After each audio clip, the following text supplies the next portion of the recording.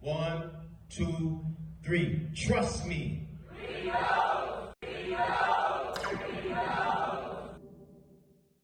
Yo, what up, what up? Look, this is Lee Knows Podcast. I am your host, L. Gregory. Today is a special day. I'm here with my boy, my brother from another mother, Andrew Grier. What's going on, Drew? Chilling, man. It's my dude right here, man. I think about 8 years strong right now. I think about 8 years strong, honestly. He is the CEO and founder of his own foundation. It's called All In. It's where he gives back to the youth. Put in your own words. I don't want to put your company in your own words. Basically, it's just, trying to mentor young black men to become productive citizens in this world and making them aware of all the traps or the situations they may come across as young men.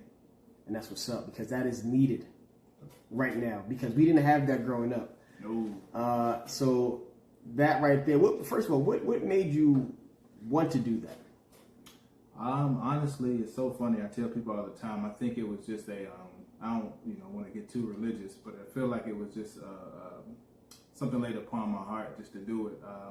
I didn't wake up and say I want to start a business mentoring. I always wanted to have my own business, but I think that it was laid on my heart from a higher being, and just went from there. Took the dream and then started to build it, and then trying to put it out there so I can help others. I can relate because if you would have told me that I'll be doing this right now, I'm like, you're a liar. Facts. And I don't like you. But that's how the world has to change, is by us helping those grow up and showing them the correct way to be in this world. I mean, young black men in general. I didn't learn how to tie a tie until I was about 21, 22 maybe. Wow. And it was my best friend, Elijah. It was his uncle. And his whole thing was, I'm only going to show you this shit once. Excuse my language. I'm only going to show you this once. So you had to pay attention, bro. You had to pay attention. So he tied the tie, and we're like, hey, go slow.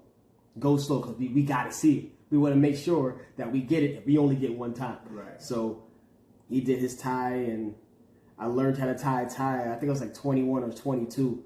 But that's something that is lost in the generation coming up, because everything is so microwavable, so fast-paced. Mm-hmm. It's instant gratification. These kids are not worrying about how to tie a tie. These kids are not worrying about how to conduct themselves for an interview. These kids are not worrying about how to dress properly for an interview. These kids are not worrying about how to talk to a police officer or a state trooper if they get pulled over. They're just going by what they see on the internet and social media. So what he's doing, what my boy Brian is doing, is needed right now.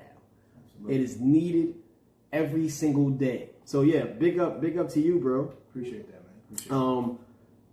So why All In? All In is kind of, the word in itself says everything that you need to know. We're giving everything we got to these young men, to the youth, trying to make them better. We all in, whether it be just me or my whole team, everybody. And it takes everybody to, as they say, it takes a village to raise a child, and that's a fact. So I think that's where the name really came from, and that's what we're doing. That's what's up. It's true. It does take a village to raise a child. And you have a little one. Yes, we do. Young Drew. How old is he now? 6. 6. Going on 25. Is he 5'10" right now? Yeah, he's close. Yeah, he's signing up for the Hornets next week. Sheesh. Man, so that's a fact. Speaking of, not to get too personal, but you just got married. Your anniversary's coming up. It is October 17th. I better not forget that date. October 17th. October 17th. I'm February 12th of next year. He'll be there. Appreciate you, bro. He'll be there. So, what advice? So let's go down there, because that's something else we need to normalize as well. Is you have taken the path that most do not take nowadays. I know your parents are still together. God bless them, love them to death. But most kids, where we are from and how we're raised, are raised in a single household. So Was it the example that you had growing up that made you take that step that you took now, or was it something else? I would say absolutely. It was seeing that growing up. I mean, my dad, my mom, I've always instilled all together, as you stated. Just seeing that example, like I always knew, like in the back of my mind, is even when I was in my 20s, I would be married one day with kids. That was just like the American dream. You know, so yeah, definitely just seeing it, I think, and, you know, being able to have a male figure in your life that would, you know, put that in your head to say, one day I want to have a wife. So for sure. And in this day and age, right now, what would you say, what advice would you give to someone that, twofold, has the background that you have where both parents are together and you have that example, and to someone who may not have that example, who's growing up in that quote unquote broken home with a single parent, whether it be the mother or the father? What advice would you give them as to taking that next step into finding that perfect person for you? Because there's no such thing as a perfect person. That's true. But finding that person for you. I think just staying true to yourself first and foremost, knowing what you want. Like if that's what you want, then, you know, finding that right person is not always easy, especially in today's society where everybody's just kind of about party. I think finding that one, and once you find that one, is you got to make sure your ducks are in a row and you line yourself up straight and make sure that you are doing what you're supposed to do first and foremost. And then you can't, you know, as they always say, you can't love somebody else until you love yourself. So I think once you get yourself together, then you can start looking for that significant other, and then you go from there. You know, just work and build. Let's get. Did you have a checklist that you had right? Did you? Because most people, no shade, women included, even men, most people have a checklist. Did you have a checklist? Like she has to be a certain height, her hair has to be a certain length, certain complexion. Did you have a checklist that you had, a criteria that you had to pick your wife today? No checklist. Of course, everybody has their preferences and what they, you know, what they like and what they prefer. And I think, you know, I guess you could say that's a checklist in a sense. But for me, it was just kind of like, you know, you meet somebody, you get to know them, you know, go on some dates. As the old folks say, you court them. And then you go from there. Like I don't have a checklist, but I knew what I wanted and what I was willing to accept and not accept, I guess you could say. So, you know, of course you have your things that you can deal with, or things that you saying, okay, you got to have this. This is a must. But quote unquote checklist, no.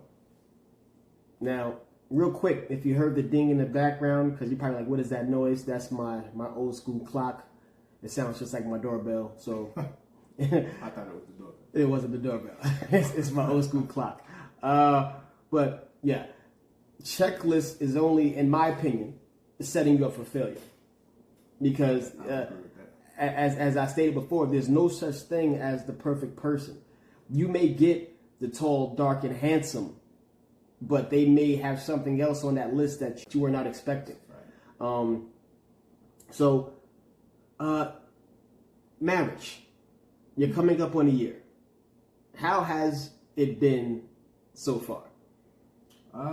So far, it's been good. Of course, you have your ups and downs, but I don't, you know, me and my wife were together for 7 years prior to being married. So, clap it up for Black love. Yes. So, we've been through a lot of the minor stuff, and we've had those issues prior to marriage. So now that we're married, it's actually, it goes pretty smoothly. I mean, compared to some of the stories I've heard, it's going pretty smoothly. So, you know, shout out to Aaron on that. Yeah. All right. So let's take it here, because, like I said, and I'm gonna harp on it, there's no such thing as the perfect partner or person. There is no Mr. or Mrs. Right. When you get into a disagreement or a debate, yes, how does that, like, what is that like? What is that dynamic like in the household, if it is in the household?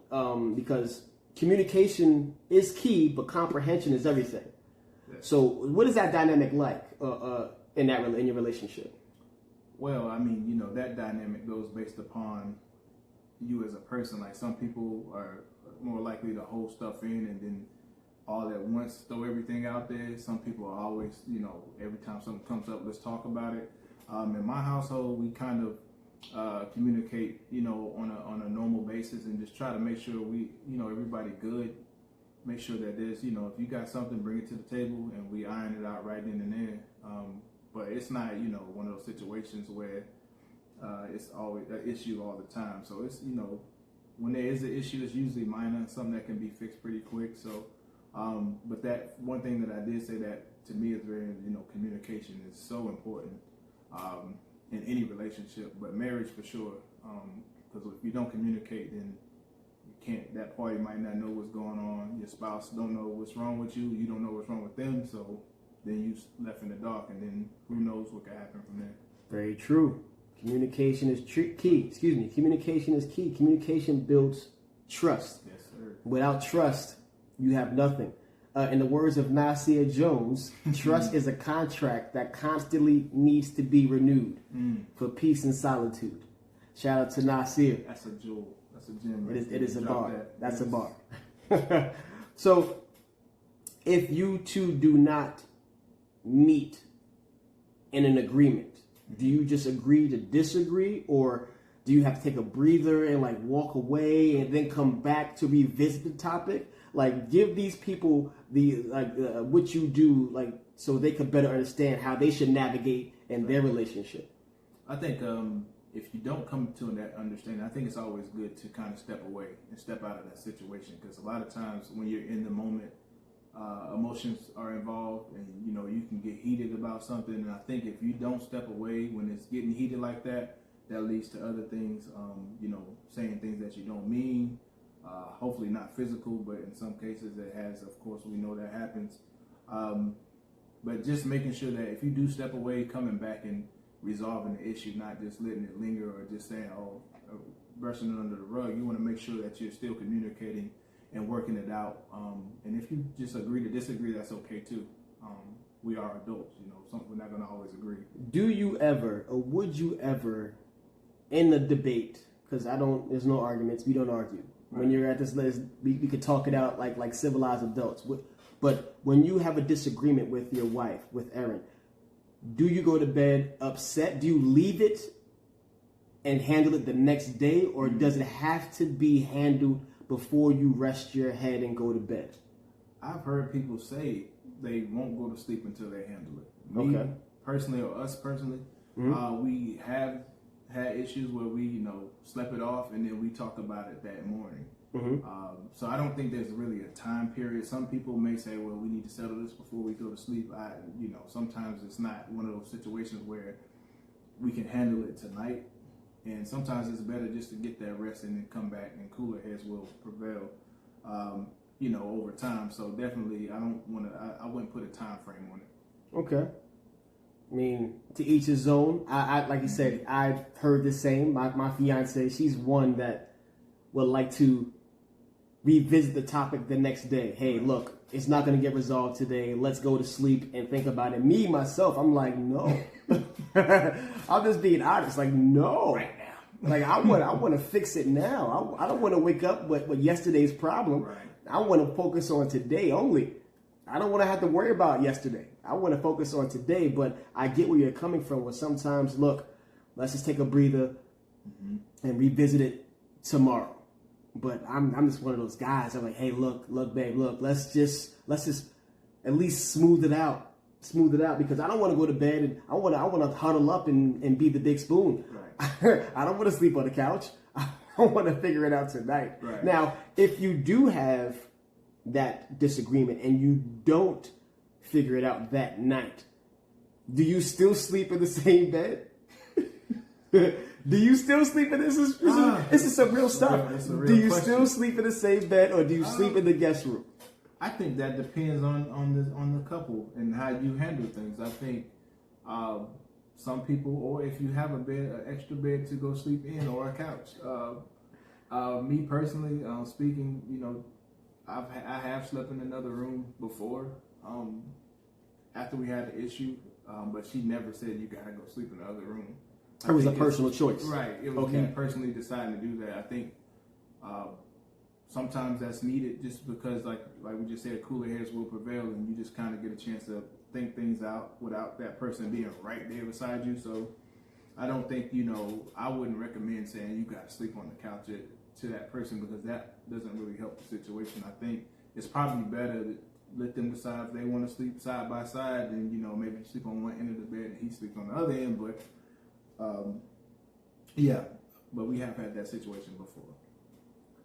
Man, you only if you guys knew the half of like this. I'm glad that we're talking about this, because we need to normalize having.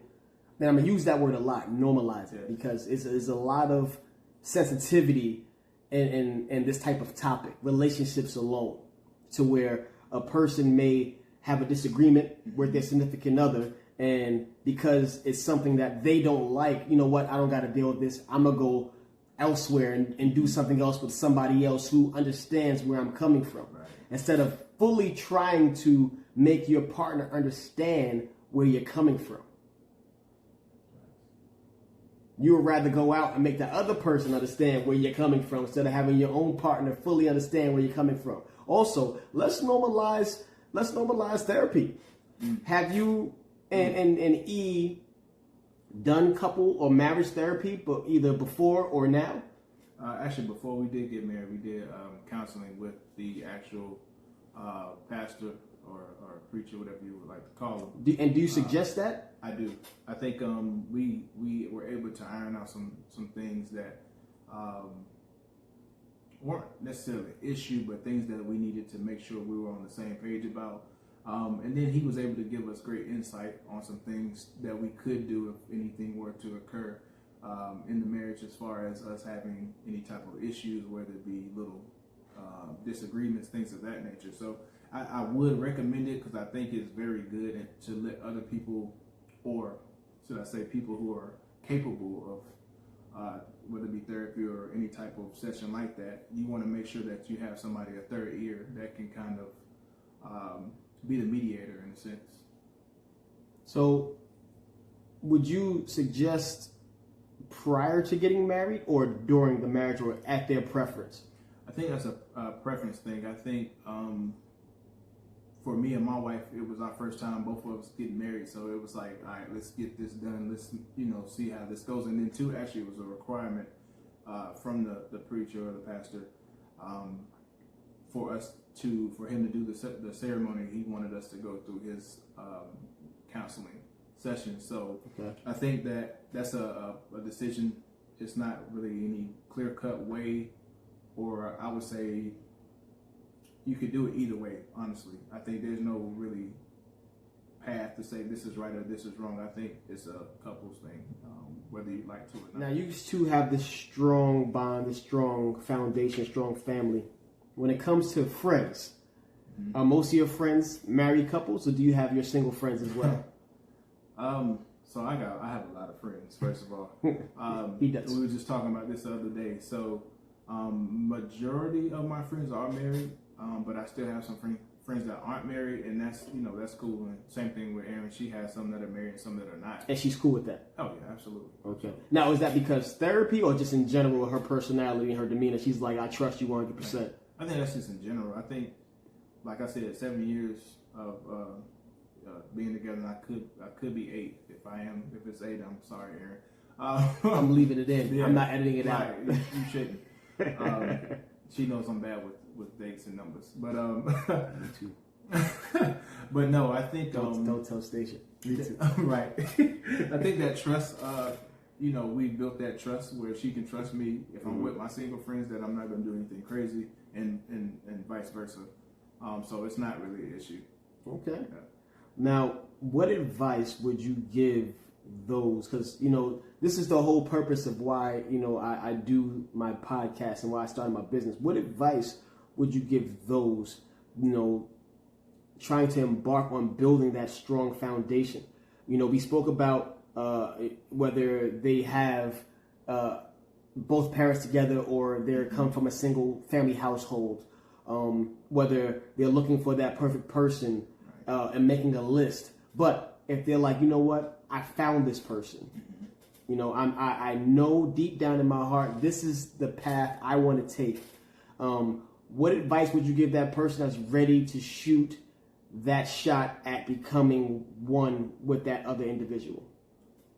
First and foremost, there is no such thing as a perfect time. Everybody's like, I'm gonna wait till the right time till I got this amount of money in the bank, or I'm set up like this. There's no such thing as a perfect time. I think you just gotta, if it's somebody you truly love and somebody that you really want to spend your life with or you want to be with, like you said, shoot your shot. Go ahead and take a leap of faith in a sense, and just go ahead and make it happen. I think that's the only advice the best advice I could give, because if you wait around and say I'm waiting for the perfect time, there's no such thing. And me going through this process now, weddings are expensive. Very. Weddings are expensive. I mean, the average wedding is about, don't quote me on this, but about $30,000 or more. Yeah, or more. I mean, unless you're getting married in your backyard and your grandmother's making your dinner, Or the courthouse. or you're going to the courthouse, which full transparency, I did with my daughter's mother. We went to the courthouse, and it was just her and I and two other, and I believe two witnesses, one for her side and one for my side. Very inexpensive. Very. But this time around, my fiance and I, we want to make sure that we do it the right way, and that we have those who mean something and had a part in our growth in life attend our wedding. So, and I'm hemorrhaging money. If you see me on the corner, it's not just because I'm working out. Throw $1. Throw me a couple of singles or something. I need it because it's going to a good cause. It's going to. Absolutely. So, what example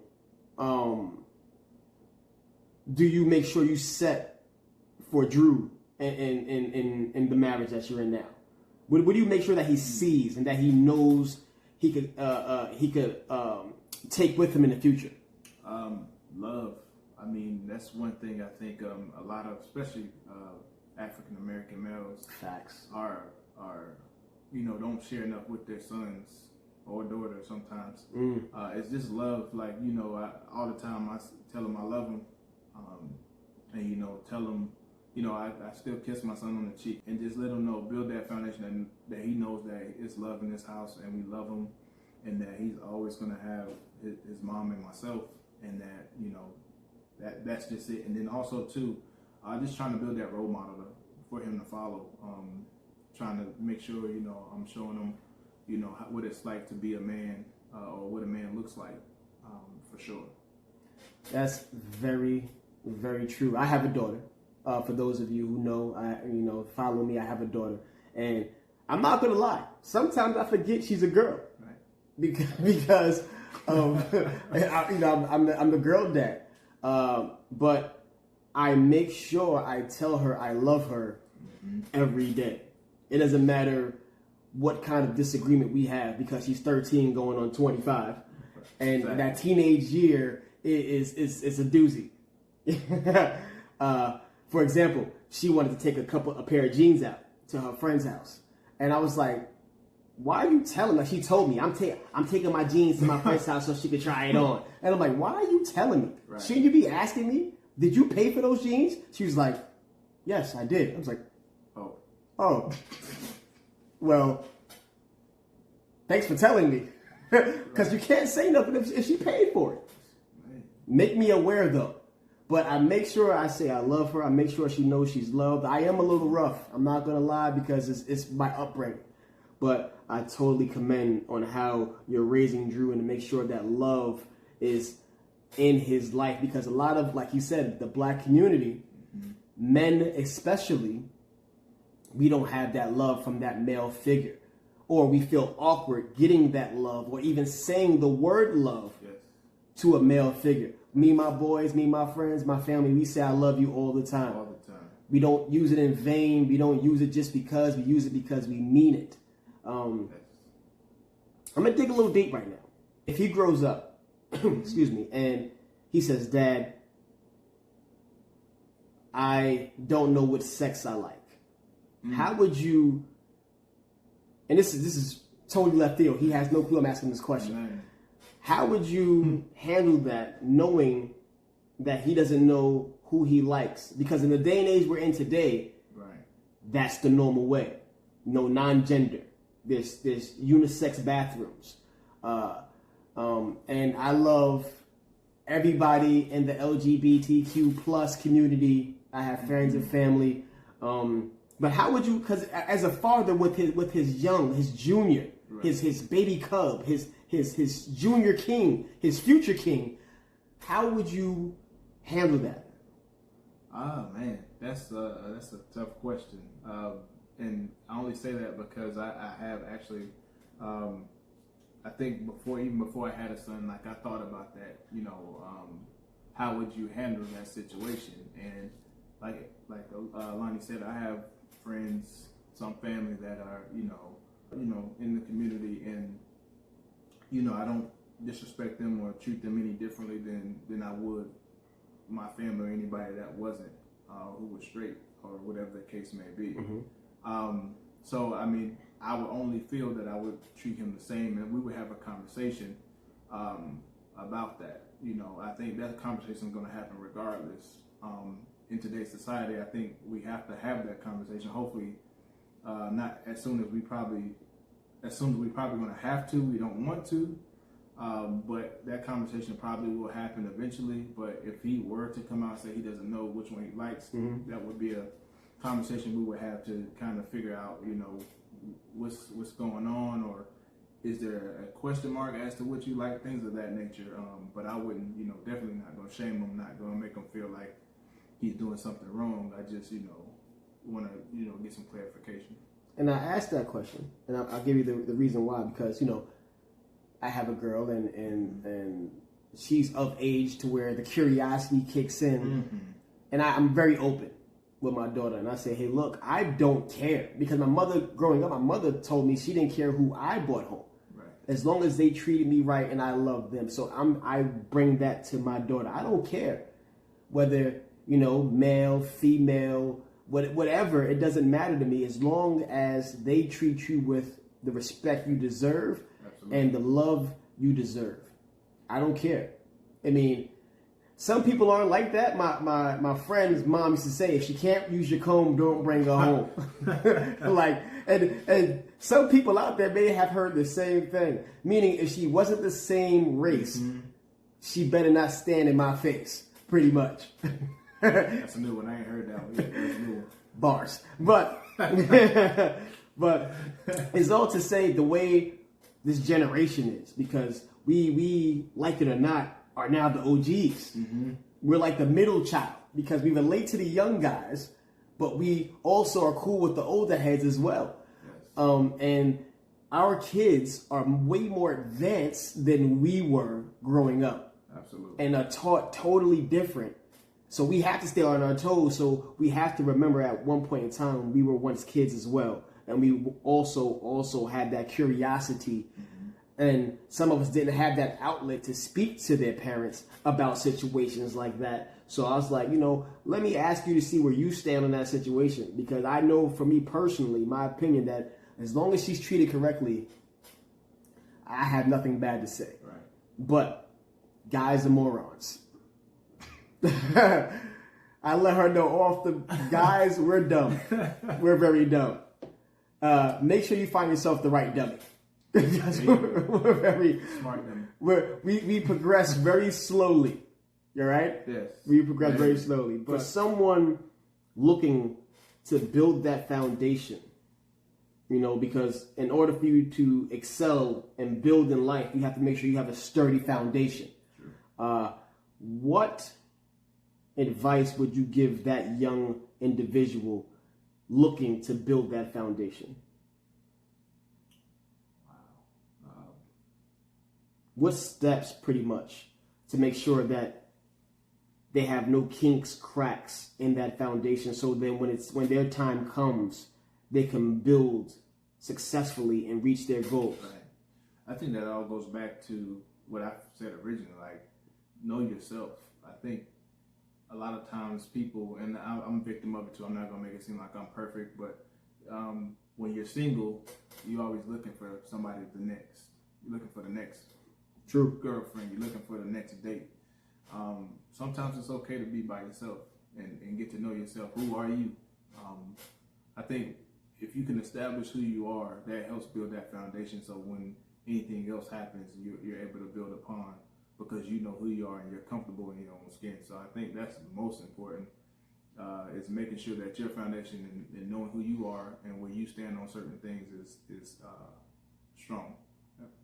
I agree 100%.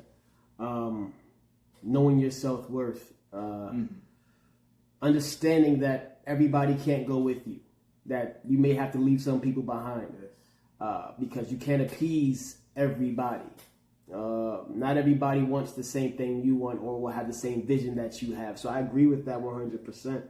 I agree with that 100%, man. Let these people know, let the viewers know where they can find you if they need some mentorship, if they want to look further, because I know you're building your company now. Yeah. But where can they find you at if they wanted to reach out to you?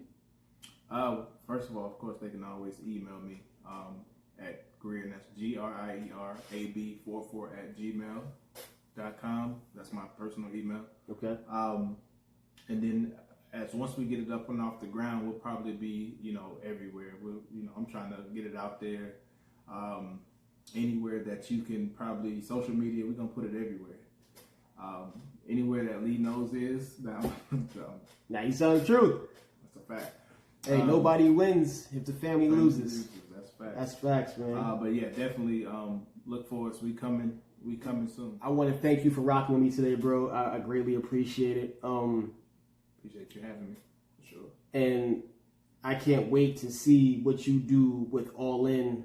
That foundation is needed in the community, and especially for our young black males. Because I said I didn't learn how to tie a tie till I was 22.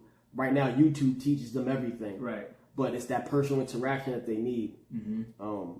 So thank you for being here today. And until next time, look out. As a matter of fact, Thanksgiving, we're doing something for Thanksgiving. I'm going to let you guys know more about that probably in a month or so. But we're doing something for Thanksgiving where we're giving back to families. So look out for that. Because in order for the world to change, you have to be a part of that change. Trust me. Lee knows. And we out.